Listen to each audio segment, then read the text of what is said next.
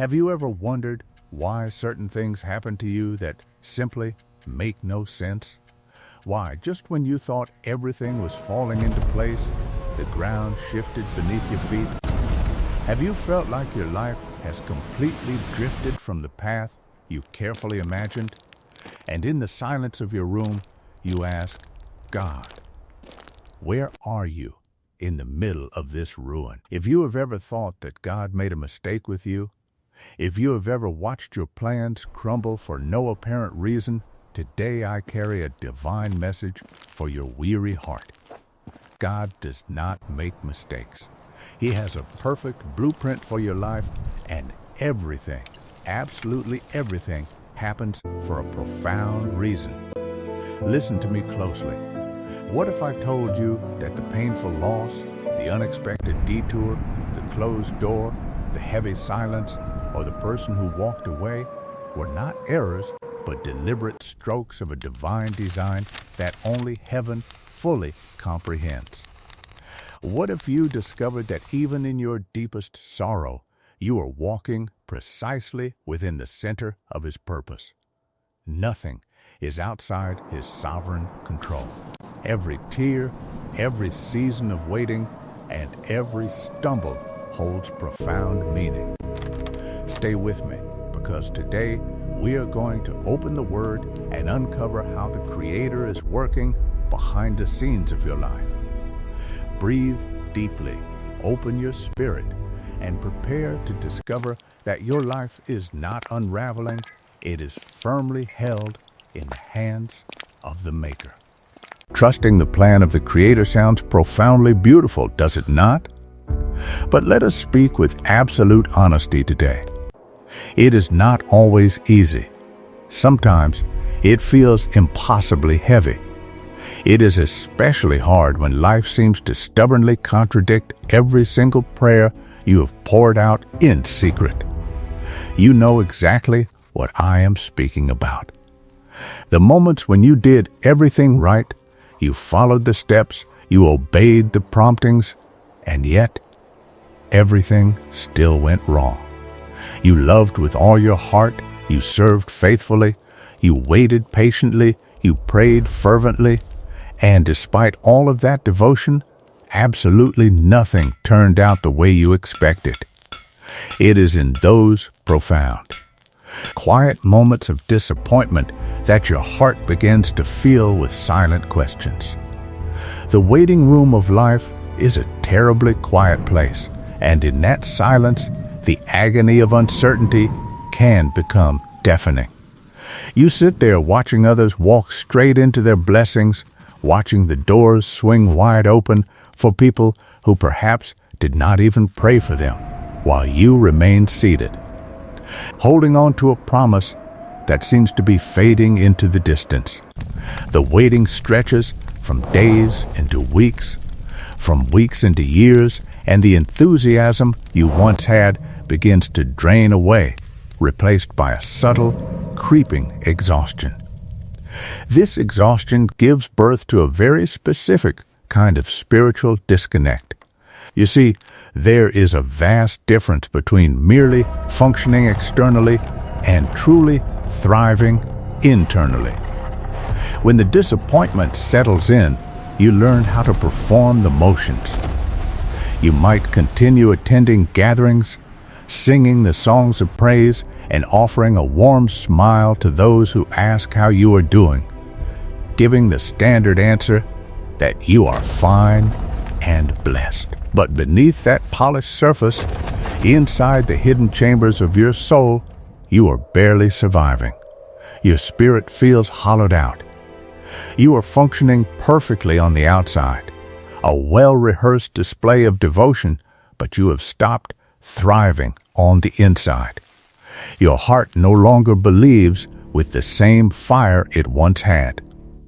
Your prayers shift from bold declarations of faith to quiet, hesitant whispers of mere survival. You live like a beautifully constructed building where the lights are on, but no one is home. It is a painful duality, functioning externally while your soul is in deep mourning over the dreams that have not come to pass. You wonder if anyone notices the ache behind your smile. You wonder if heaven notices. And slowly, the shadows of doubt begin to gather in the corners of your mind. As the closed doors multiply, as the failures accumulate, as the losses pile up one upon the other, a dangerous narrative begins to take root in your thoughts. It starts as a whisper. Did the Almighty forget about me? Is there some hidden flaw in my character? Did I do something wrong to deserve this constant struggle? Why does every single step forward feel like walking through thick mud while others seem to effortlessly glide toward their destinies? Did I misunderstand the direction entirely? Am I walking down the wrong road? Then, the most agonizing question of all echoes in your mind, does the Creator actually have a specific plan for my life? Or have I simply been left to fend for myself in this vast, indifferent world? When the burden becomes too heavy, many believers surrender to a dangerous, heartbreaking lie. They begin to whisper to themselves, perhaps God made a mistake with me. Perhaps I slipped through the cracks of divine providence. Perhaps my story is the one exception to His perfect design. We look at the broken pieces of our lives, the fragmented relationships, the stalled careers, the physical ailments, and we conclude that the architect must have dropped the blueprint. We conclude that we have been abandoned. But beloved, this is the profound illusion of abandonment. The lie gains power only because we are looking at the masterpiece through the keyhole of human time. We live trapped within the confines of our earthly timeline. We want to see the entire plan from the very beginning. We demand immediate answers, ironclad guarantees, and clear, undeniable signs before we take the next step. We judge the goodness of our journey based solely on what is happening to us this very afternoon. But the divine does not work within the tight, anxious boundaries of human logic. He operates from the majestic vantage point of eternity. He does not always offer immediate explanations, because an explanation will only satisfy your intellect, whereas He is after something far more valuable. He is molding your character.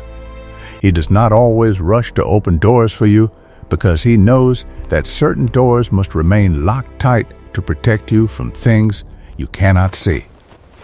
When we fail to comprehend this immense gap between our short-sighted desires and His eternal vision, we allow our hearts to harden. We let frustration build a wall between us and the very presence we desperately need.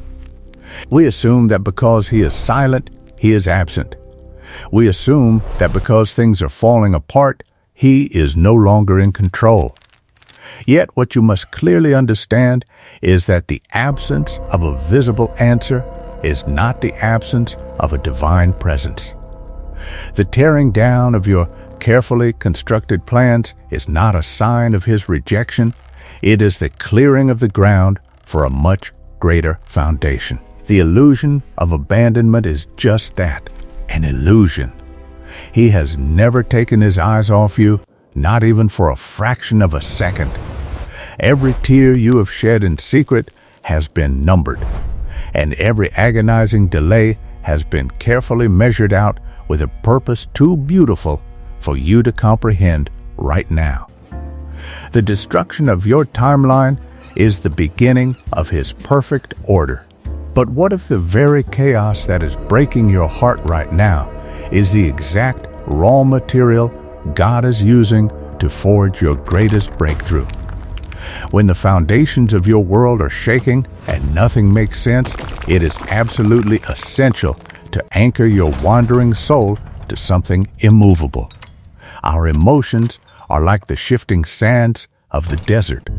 They rise and fall with the passing winds of circumstance. One day we feel invincible, and the next we feel entirely defeated by a single piece of bad news. If you base your theology on your daily feelings, you will constantly live in a state of spiritual vertigo.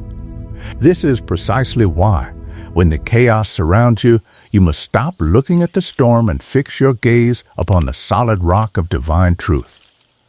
The word of the Creator is not a collection of pleasant suggestions. It is the ultimate reality, the unshakable foundation that remains standing long after the temporary trials of this earth have faded away. When your life seems completely out of order, you need a promise that is greater than your current pain. This brings us to one of the most profound, life-altering declarations ever recorded in human history. In the 8th chapter of the letter to the Romans, the Apostle Paul pens a statement that has the power to completely rebuild a shattered mind. He writes, "And we know that in all things God works for the good of those who love Him, who have been called according to His purpose." Stop for a moment and let the sheer magnitude of those words wash over your weary spirit. To truly grasp the weight of this promise, we must look at the man who wrote it. Paul was not sitting in a luxurious palace, sipping fine wine and dreaming up inspirational quotes to make people feel better about their minor inconveniences. He was not a stranger to profound agony. He was a man who intimately knew the crushing weight of sorrow, betrayal, and physical deprivation. This is a man whose very devotion brought him face to face with the darkest elements of human cruelty. According to historical records, he endured shipwrecks, he faced starvation, he was repeatedly imprisoned in damp, lightless dungeons, and he bore the physical scars of intense persecution on his own body. He knew what it felt like to be abandoned by close friends, to be misunderstood by his peers, and to be left for dead in the dust. Yet, it was from this exact place of extreme vulnerability and relentless hardship that he was able to declare with absolute, unyielding certainty that everything works together for good. He did not write this verse because his life was easy. He wrote it because he had survived the darkest valleys and discovered that the Creator was orchestrating every single detail for a magnificent outcome. Paul recognized that his suffering was never wasted. It was an essential instrument in the hands of the Master.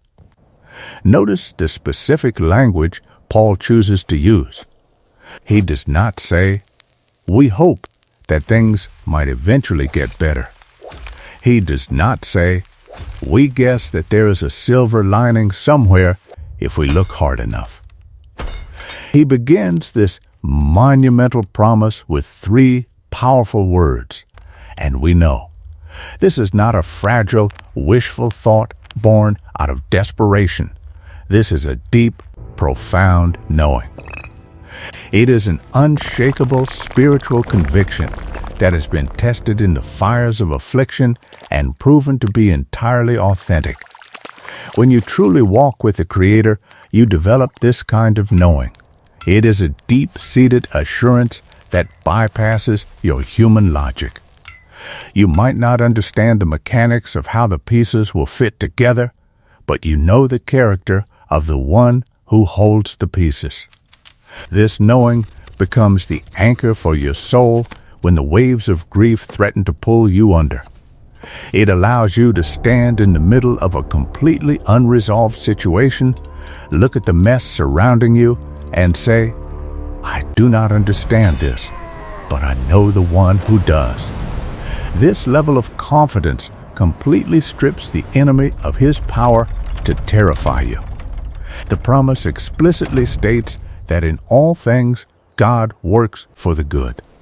It does not say in some things, or in the pleasant things, or in the things we easily understand. It says all things.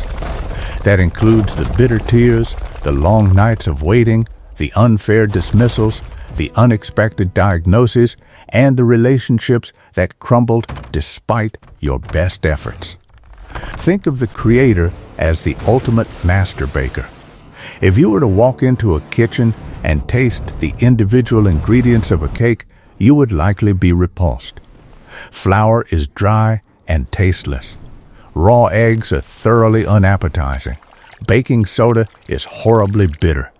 If you consumed any of these raw ingredients on their own, you would immediately conclude that they are bad.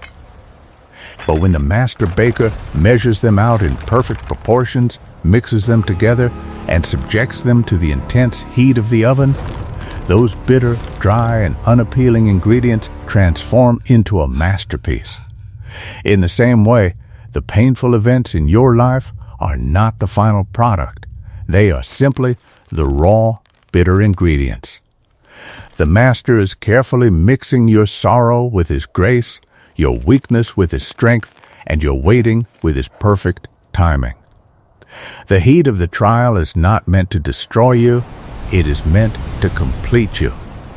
This divine alchemy requires only one thing from you, that you continue to love Him and walk according to His purpose. When you hold fast to your love for the Creator, every single stumbling block is mysteriously converted into a stepping stone. Every moment of rejection is suddenly revealed to be a divine redirection, guiding you away from a path that would have ultimately brought you harm. Your story is not a random sequence of unfortunate events. It is a meticulously crafted narrative of redemption, woven by a hand that cannot fail. Even the silent seasons, the days when you feel entirely overlooked, are actively working on your behalf to produce a weight of glory that is beyond all comparison. The tapestry of your life is far from finished. If you're finding this fascinating, hit subscribe and like so you don't miss what comes next as we expose the silent enemy of doubt. There is a fierce battle being fought right now, not in the visible realm, but within the hidden, quiet corridors of the human mind. It is a relentless, exhausting conflict that no one else can see. We often brace ourselves for the massive storms of life, the sudden tragedies, and the loud, dramatic moments of loss. But the most dangerous adversary to your faith does not arrive with the deafening sound of thunder. It does not announce its presence with a battle cry. Instead, it slips through the cracks of your weary heart in the absolute stillness of the night. This silent enemy is doubt. Doubt does not strike you when you are standing on the mountaintop of victory. It waits patiently for you to enter the valley. It waits for the prolonged season of silence. It waits for the precise moment when your strength is depleted, when your prayers feel as though they are hitting a brass ceiling, and when your waiting room seems to have no exit. When doubt first enters, it is so incredibly subtle that you might even mistake it for your own voice, or perhaps for common sense. It begins as a faint, lingering shadow over your deeply held convictions. It asks you to simply be realistic, to look at the cold, hard facts of your situation. But soon, that shadow begins to distort your spiritual vision. Have you ever noticed how doubt physically feels? It is a slow, creeping sensation of spiritual suffocation. It creates a knot in your stomach when you try to pray. It makes the sacred scriptures, which once brought you profound comfort, suddenly read like an ancient, irrelevant text. It magnifies your fears until they completely obscure the face of the Creator. Doubt isolates you.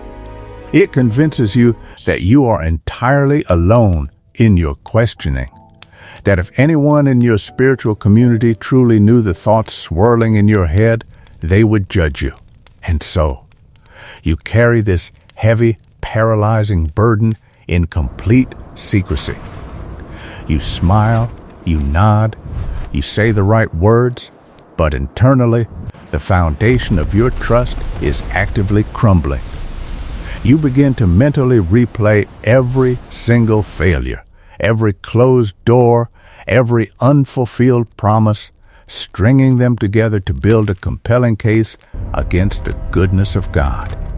To truly understand the lethal nature of this weapon, we must look all the way back to the very beginning of human history, to the immaculate perfection of the Garden of Eden.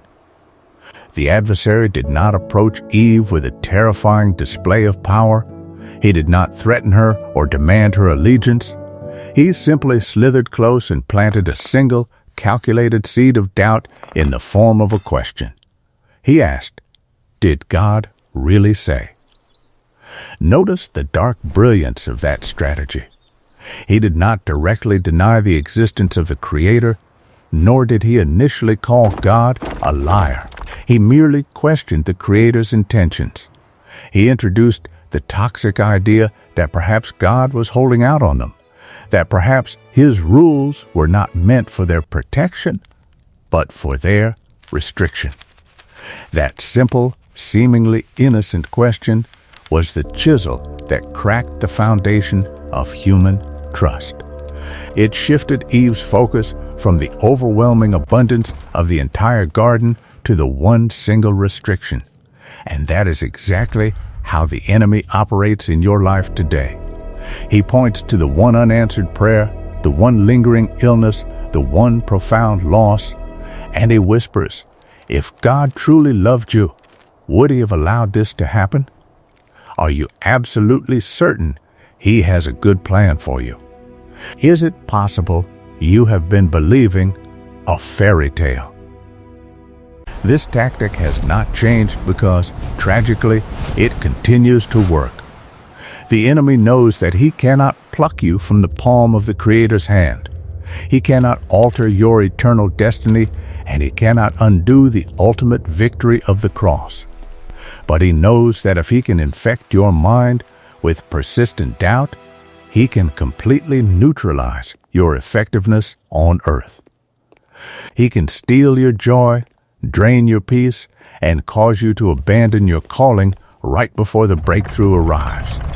He wants to keep you wandering in the wilderness of second guesses, permanently paralyzed by the fear of making the wrong move. He wants you to view every single hardship not as divine preparation, but as undeniable proof of divine rejection. The slow burn of chronic doubt is designed to make you eventually lower your shield, lay down your sword, and quietly surrender to the tragic belief that you are simply a victim of random, meaningless circumstances. As this internal tension slowly builds over time, as the haunting questions relentlessly multiply in the deep darkness of your own isolated thoughts, the surrounding spiritual atmosphere grows incredibly heavy, almost suffocating. You suddenly find yourself standing at a very critical, defining crossroads of the soul. On one side, the relentless, whispering voice of the ancient enemy presents a seemingly flawless, highly logical argument built entirely upon your pain, your history, and your daily disappointments. He carefully builds a towering monument of false evidence deliberately designed to prove that you have been permanently forgotten.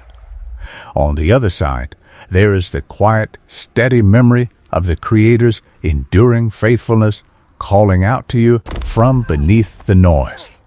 The war for your destiny is not being fought in your circumstances, it is being violently contested in the theater of your mind.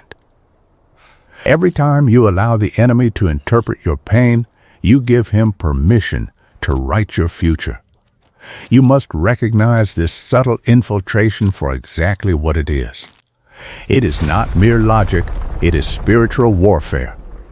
The whispering voice wants you to believe that the silence of God is the final word, that your current confusion is the permanent state of your existence. When the whisper of the enemy grows deafening, heaven responds not with a shout, but with an immovable, eternal truth that shatters every lie. We live in a world defined by constant, unpredictable motion. Everything around us is fiercely temporary. The seasons shift, the tides rise and fall, human systems inevitably collapse. And the people we trust the most can change their minds in the space of a single afternoon. Our own emotions are just as terribly fragile, swinging wildly from fierce, towering hope in the morning to crushing, overwhelming despair by the time the sun begins to set.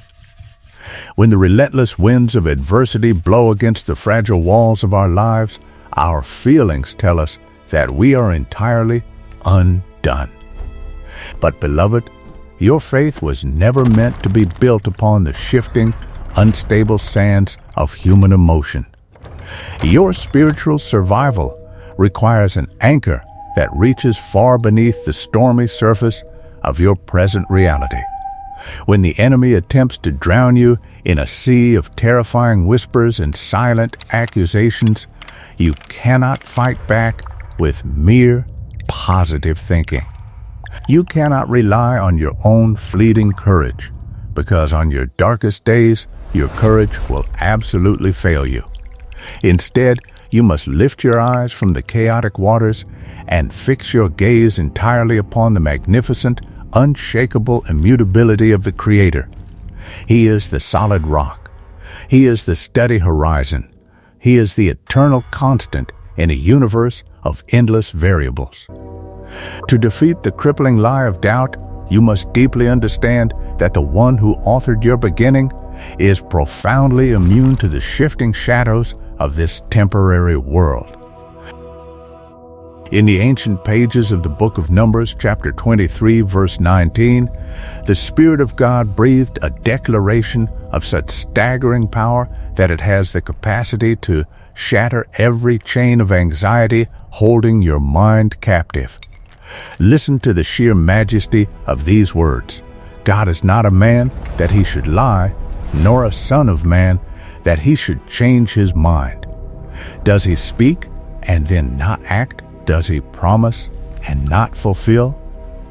Let the breathtaking weight of that absolute truth sink into the deepest, most exhausted parts of your soul. The divine is not a man. He does not suffer from human inconsistency. He does not experience sudden regret.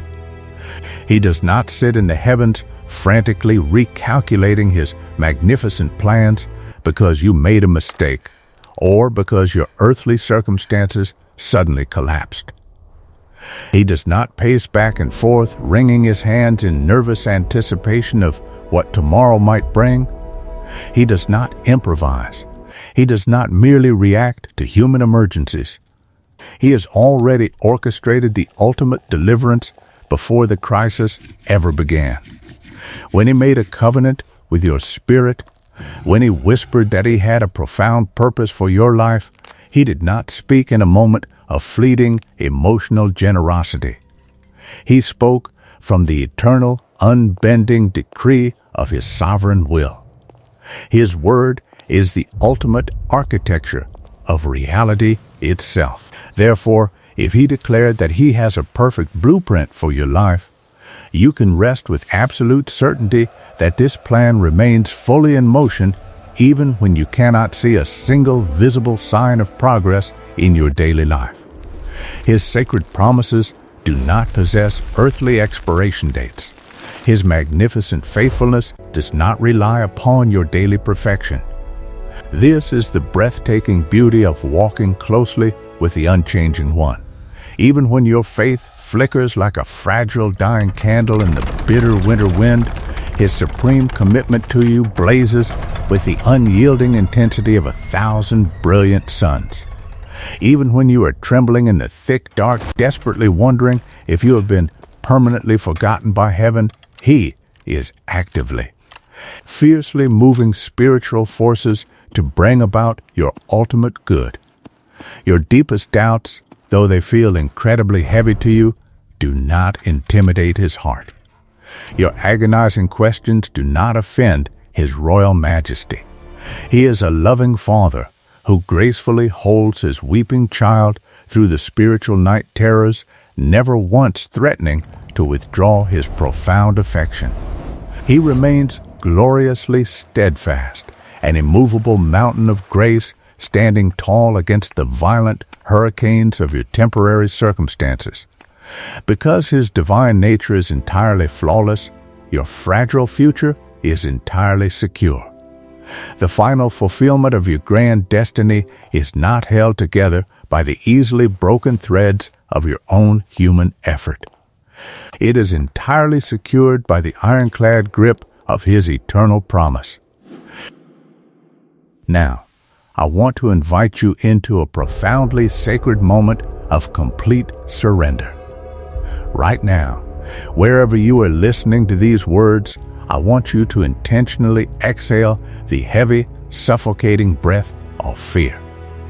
Take all of those exhausting, terrifying questions that have been haunting your quiet hours and consciously release them into the atmosphere of His divine grace. You do not need to figure everything out before the sun sets today. You do not need to carry the crushing weight of the entire universe upon your own fragile shoulders. The battle you are fighting in your mind is completely won the very second you decide to stop leaning on your own severely limited understanding. In the second letter to Timothy, chapter 1, verse 12, the apostle declares a truth that should become your daily anthem. I know whom I have believed, and am convinced that he is able to guard what I have entrusted to him until that day. That is the ultimate posture of authentic faith. It is looking directly into the terrifying face of the unknown and declaring that you refuse to be governed by the illusion of chaos. You choose to deliberately surrender your desperate need for control. You choose to confidently rest your weary head upon the chest of the Almighty. Let the relentless noise of the enemy's accusations be completely drowned out by the thunderous, majestic reality of His perfect love. Breathe deeply, let go of the invisible chains of anxiety, and step boldly into the magnificent peace that surpasses all human logic. Your deeply spiritual and humble surrender is not a sign of your sudden defeat. It is instead the glorious, incredibly defining moment of your ultimate and absolute victory. Your story is safe in the hands of the unchanging One, if this truth brings you peace. Please like and subscribe as we uncover the greatest historical proof of this promise. To understand the profound reality that your current suffering is not a permanent destination, but a divine process, we must look at a life that serves as the ultimate blueprint for the unseen work of the Creator. If there was ever a soul who appeared to have been abandoned by heaven, it was Joseph. He was a young man gifted with a vision, a dream of greatness that was not born of his own ambition, but planted in his heart by the Almighty Himself. In that vision, he saw the stars and the sheaves of wheat bowing down, a promise of authority and purpose that would eventually change the history of nations. But almost the very moment that divine spark touched his spirit, his world began to violently unravel. The path from the promise to the palace did not lead him toward glory. It led him straight into the cold, jagged shadows of the deepest pit. Imagine the scene clearly in your mind. The vibrant, ornate colors of his father's special coat, which once represented his unique place in his family's heart, are now stained with the dust of betrayal. That coat, which he wore with pride, was torn from his back by the very hands he should have been able to trust most. His brothers, fueled by a corrosive envy that had blinded them to the love of their own kin, seized him. There is no sting quite as sharp as the betrayal of those who were supposed to protect you, as they dragged him toward the darkness of a dry, abandoned cistern. Every dream he had been given seemed to shatter against the harsh rocks of their cruelty. He was sold for the price of a common slave, stripped of his identity, his home, and his hope, and marched away into the silence of an unknown future. The emotional whiplash Joseph experienced is something many of you understand all too well. One day you are walking in the light of a clear promise, feeling the favor of the Creator resting upon your life, and the next day you are staring at the dirt walls of a prison, wondering how the trajectory of your existence could have shifted so drastically. For Joseph, his descent did not stop in the field. He was taken to Egypt, a land where he was a foreigner, a servant, and a man without rights. He worked with diligence and integrity, rising to manage the household of Potiphar. Yet even when he sought to do what was right, his faithfulness was met with a devastating accusation he did not deserve. He was thrust into a dungeon, a place of damp, suffocating silence with a sun barely reached. Can you imagine the intensity of his confusion? He had served with all his might. He had maintained his moral compass in a corrupt land, and yet the result was iron chains, cold stone, and the complete absence of human justice. Days turned into weeks, and weeks bled into agonizing months. The people he had helped forgot his name. The promises he had received felt like distant echoes from a life he was no longer allowed to live. It is in this specific type of environment that the enemy specializes in whispering that the divine plan has failed. But here is the breathtaking paradox that you must internalize today. The scripture tells us something that completely defies human logic. In the middle of that dark, claustrophobic prison, in the very heart of his deepest injustice and most profound abandonment, Genesis 39, verse 21, declares that the Lord was with Joseph and extended his mercy to him. Think about that for a moment. He was a prisoner, bound by chains of metal, yet he was surrounded by the infinite presence of the Creator. His outward circumstances were a nightmare, but his spiritual reality was a fortress. The prison walls could restrain his body, but they could not restrict the divine favor that was actively molding his character for a purpose he could not yet see. This is the secret to enduring your own season of darkness. You must understand that God is not just in the mountaintops, He is the architect of the pits.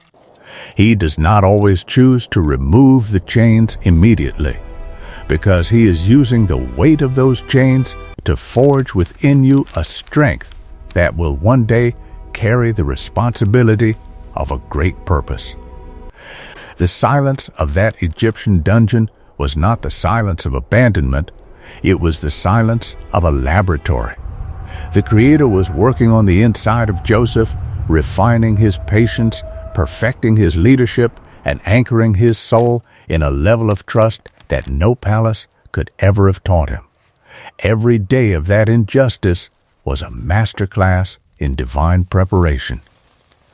He was being prepared to hold a position of authority that required the very qualities only a season of suffering could produce. He was being groomed to be a father to a nation, to be the provider for those who had once sought to destroy him, and to be the instrument of divine mercy in a time of catastrophic famine. You see, the pit was never meant to be his grave. It was the hidden incubator for his miracle.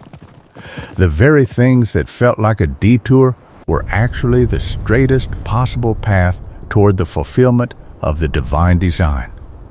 Trapped in the darkest corner of Egypt, forgotten by men, Joseph was actually standing on the exact threshold where God's ultimate design was about to be unleashed.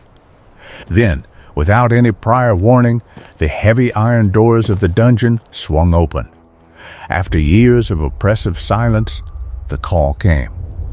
The powerful Pharaoh had a deeply troubling dream that no wise man or skilled magician in the entire empire could decipher, and suddenly the forgotten Hebrew prisoner was urgently summoned. Notice closely how the grand Creator operates. He does not always give you a timeline or a countdown. The shift from the prison to the palace happened in the span of a single morning. Imagine the blinding, disorienting contrast as Joseph stepped out of the damp, suffocating darkness of that miserable cell and into the brilliant, scorching light of the beautiful Egyptian sun. He was shaved, given clean clothes, and ushered into the towering, majestic halls of the most powerful ruler on earth. The massive floors were flawlessly polished stone, the walls gleamed with gold, and the air was thick with the scent of incense. Yet, as he stood before the throne, Joseph was not intimidated. Why? Because the dark isolation of the dungeon had already forged an unbreakable reliance on the Most High. He did not boast in his own limited human wisdom. He simply made himself a humble vessel for the divine voice. Because he was completely, thoroughly prepared in the dark, he could finally stand confidently in the blazing light. He quickly interpreted the royal dream with absolute, unwavering clarity, outlining a brilliant strategy that would save the entire known world from an impending, catastrophic famine. And right there, in a single breath, the sovereign hand of the Almighty turned the wheel of history. The Pharaoh removed his royal signet ring and placed it firmly on Joseph's finger. The former prisoner was beautifully dressed in robes of fine linen. A heavy gold chain was placed around his neck, and he was officially appointed as the supreme governor over all the vast land of Egypt.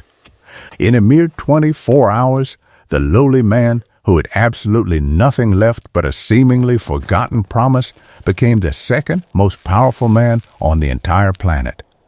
This was certainly not a lucky coincidence. This was the flawless, immaculate architecture of heaven finally revealing itself to mankind. Every single bitter tear shed in the dusty pit, every cruel, false accusation endured in Potiphar's house, every agonizing, silent night and heavy chains had been entirely necessary to build the spiritual capacity required to graciously steward such immense authority. But the true climax of this divine narrative did not happen when Joseph received the ring or the beautiful robes. The profound emotional payoff arrived years later during the severe famine, when a group of desperate, starving men walked slowly into the palace seeking grain. They bowed low to the ground before the powerful governor, completely unaware that the man standing majestically above them was the very brother they had callously thrown into a pit so many years ago. Joseph recognized them immediately. He could have ordered their instant execution. He could have demanded a bitter, violent revenge for the stolen years of his youth. But as he looked down at the terrified faces of the men who had caused him so much agony, his heart was not filled with rage or resentment. His heart was overflowing with a staggering, supernatural grace. He finally saw the complete tapestry of his life. He wept loudly, not from the lingering pain of betrayal, but from the overwhelming realization of the Almighty's magnificent sovereignty. He looked into their trembling eyes and delivered one of the most powerful declarations in all of Scripture, found in the 50th chapter of Genesis, verse 20. He said, "You intended to harm me, but God intended it for good to accomplish what is now being done, the saving of many lives." He did not excuse or deny the terrible evil they committed, but he wisely recognized that the sovereign divine pen had completely rewritten the final glorious ending. What they deliberately meant for his total destruction, heaven intentionally used for a massive generational salvation. And now, I want to speak directly to your spirit. Look closely at your very own life right now. You might honestly feel like you are still securely locked in the darkest corner of your own personal prison. You might be staring blankly at the crushing unfairness of your current situation, reeling helplessly from the bitter betrayal of someone you deeply loved, or deeply mourning the sudden collapse of a beautiful dream you worked so incredibly hard to build. You are constantly asking why, and you are feeling the heavy, suffocating sting of profound isolation. But I need you to hear this with absolute, crystal clarity. Your current prison is your preparation. The Creator is doing the exact same thing in your life that He did in the life of Joseph. The deeply painful delay is certainly not a permanent denial. The devastating setback is not a final sentence. The agonizing wait is quietly constructing the massive spiritual maturity, the deep, transformative empathy, and the unshakable faith that you will absolutely need when your door finally swings open. You are not being punished, you are being carefully positioned. The very specific things that are causing you intense sorrow today are the exact raw materials the powerful Almighty is actively utilizing to forge a beautiful testimony that will eventually bring deep healing to countless others. Your deep, silent pain is simply not going to be wasted. The very people or circumstances that sought to break you will eventually have to stand back and witness the extraordinary, undeniable favor of God resting fully upon your life. Please do not give up in the final exhausting hours of the longest night. Keep your weary spirit firmly, securely anchored to the eternal promise, because your bright morning is approaching much faster than you realize. God's timing is immaculate. If you believe your breakthrough is coming, subscribe and like this video as we transition into the daily tools that will sustain your wait. When you finally recognize that the Creator is the master architect of your life, a profound shift occurs. You understand your current season of waiting is not a divine abandonment. However, simply knowing this grand design does not instantly teleport you out of the wilderness. You still have to wake up every morning and walk through the confusing, unmapped territory of your daily life. When uncertainty rolls in and the path is completely obscured, you cannot rely on human instincts. You need a celestial map and a spiritual compass to navigate the deep unknown. The first truth of this wilderness survival is accepting that your map is not drawn to human scale. In Isaiah chapter 55, the Almighty declares His thoughts are not your thoughts, and His ways are not your ways. As high as the heavens are above the earth, so are His ways higher than your ways. This is the foundational principle of all spiritual navigation. We constantly demand a detailed itinerary from heaven. We want to know the exact distance to our breakthrough, the specific terrain we will face, and the precise hour of our deliverance. But the divine cartographer does not hand us a completed map. He hands us a relationship. To survive the wilderness, you must deliberately surrender your desperate need for control. You must accept that you are looking at the journey from the limited vantage point of the dusty ground, while He is directing your steps from the majestic throne of eternity. Every time your human logic panics because the road takes an unexpected turn, you must remind your soul that His vantage point is flawless, because the map is not fully revealed. Your primary instrument of navigation becomes your spiritual compass. In the second letter to the Corinthians, chapter 5, verse 7, the apostle provides the ultimate rule for walking through the dark. We live by faith, not by sight. When you are deep in the wilderness, your physical sight is highly unreliable. Your eyes will only show you the intimidating giants, the insurmountable walls. and the terrifying lack of resources. If you navigate based strictly on what you can see, you will inevitably walk in circles of despair. But faith acts as a magnetic compass that always points to the true north of the Creator's character. Faith does not require a clearly illuminated path, it only requires a trustworthy guide. When your physical reality screams that you are completely trapped, your spiritual compass quietly whispers that the Almighty has already carved a highway through the sea. Walking by faith means making a deliberate, daily decision to allow the eternal promises of God to carry more weight than your temporary, earthly problems. It is the courageous act of putting one foot in front of the other, heavily leaning on the absolute certainty that the one who called you into the wilderness will faithfully lead you out of it. As you march through this unseen path, the harsh elements of the wilderness will attempt to completely dehydrate your spirit. The scorching heat of prolonged delays and the bitter cold of sudden disappointments can quickly turn your heart hard and cynical.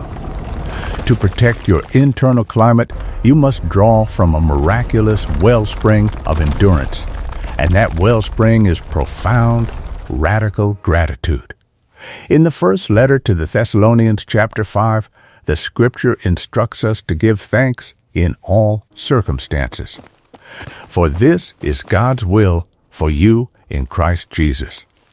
Notice carefully that the instruction is not to give thanks for the painful circumstance, but rather to give thanks firmly in the middle of it. Gratitude is the purest water for a parched soul. It is a powerful, transformative lens that instantly shifts your focus from what the enemy has stolen to what the Creator has graciously provided. When you choose to cultivate gratitude in the dark, you defy the logic of the wilderness.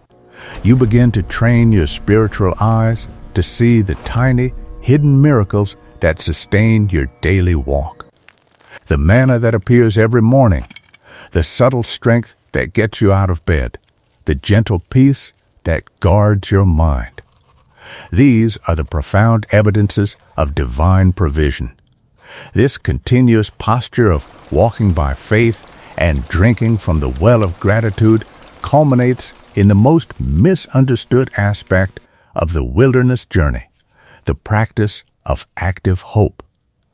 The book of Lamentations, chapter 3, assures us that the Lord is good to those whose hope is in Him, to the one who seeks Him. We often make the tragic mistake of treating our seasons of waiting as a passive penalty box. We sit down in the dirt, cross our arms, and stubbornly refuse to move until heaven changes our situation. But biblical waiting is never a passive resignation. Waiting upon the Lord is an incredibly active, deeply engaged spiritual posture. The wilderness is not a desolate wasteland designed for your punishment. It is a rich, fertile ground deliberately cultivated for your profound preparation. Active hope means that while you are waiting for the grand doors to open, you are diligently working the soil beneath your feet. You continue to serve others with a pure heart, you continue to pray with fervent passion, and you continue to worship with unyielding devotion. You do not place your life on hold. You recognize that the waiting room is the exact location where the Almighty is doing His most magnificent, intricate work inside your character. Your active hope becomes an anchor that prevents the violent storms of doubt from blowing you off course. It keeps your spirit beautifully tender and your mind incredibly sharp as you march steadily toward your divine inheritance. These interwoven principles form the ultimate framework for navigating the dark. They are the map, the compass, and the rhythm of your triumphant march. But knowing the principles is only half the battle.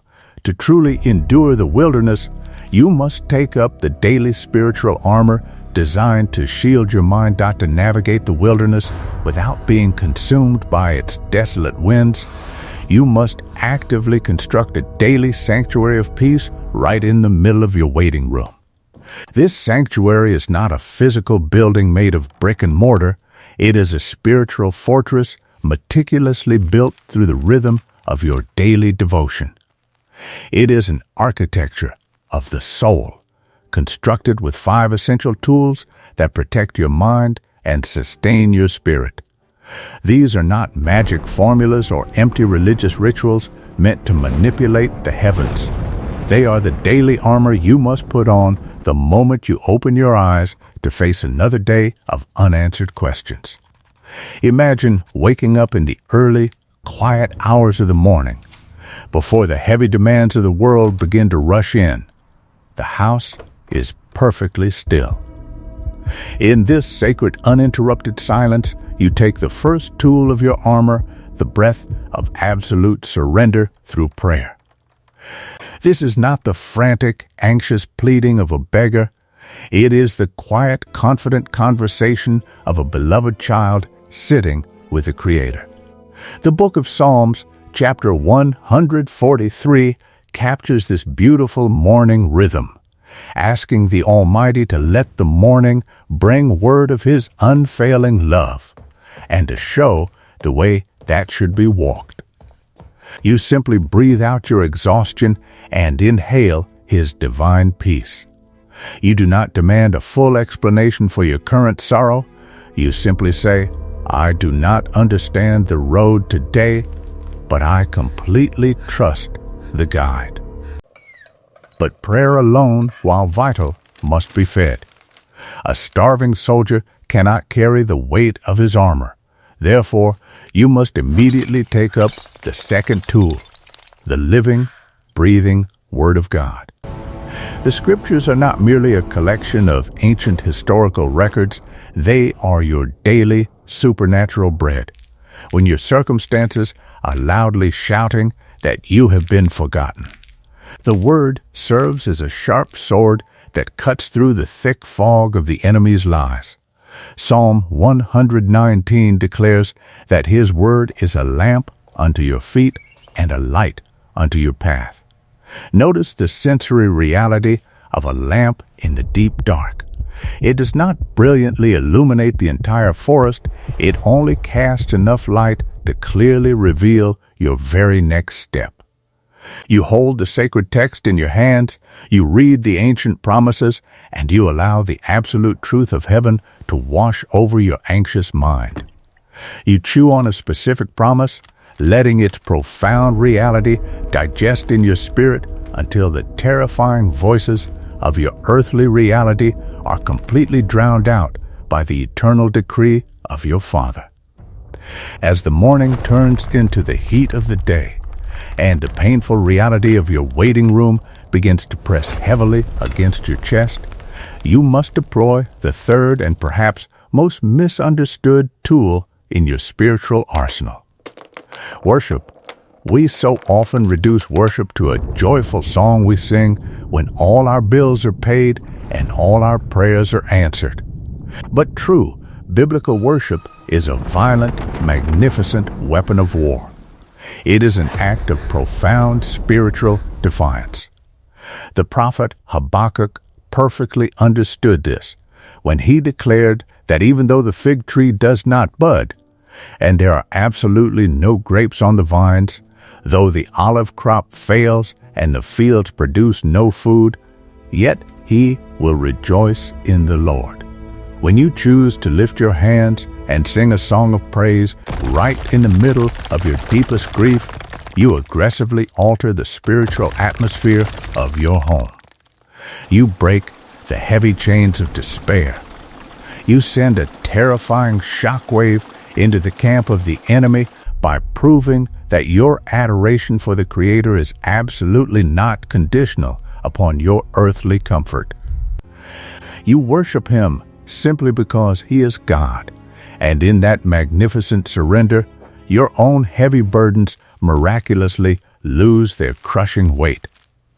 When the long day finally begins to draw to a close, and you are sitting in the quiet shadows of the evening, it is incredibly easy for your mind to selectively remember only the failures and the frustrations. This is why you must pick up the fourth tool, the deeply reflective practice of documenting your journey. Grab a pen and a simple notebook. Writing down your daily process is far more than a psychological exercise. It is the sacred act of building memorial stones. The book of Deuteronomy gently reminds the Israelites to carefully remember how the Lord led them all the way in the wilderness. When you write down your raw prayers, your deepest fears, and the tiny, seemingly insignificant moments of grace you witnessed that day, you are actively writing a historical record of God's unseen faithfulness. Months later, when a massive wave of doubt attempts to pull you under, you can open that journal, trace your fingers over the ink, and visibly see that the Almighty has never once abandoned you. It becomes a powerful, undeniable testament to His constant and unwavering presence. Finally, you must realize that no matter how fiercely you pray, read, worship, and write, you were never meant to stand in the wilderness entirely alone. A single pillar cannot uphold a massive roof.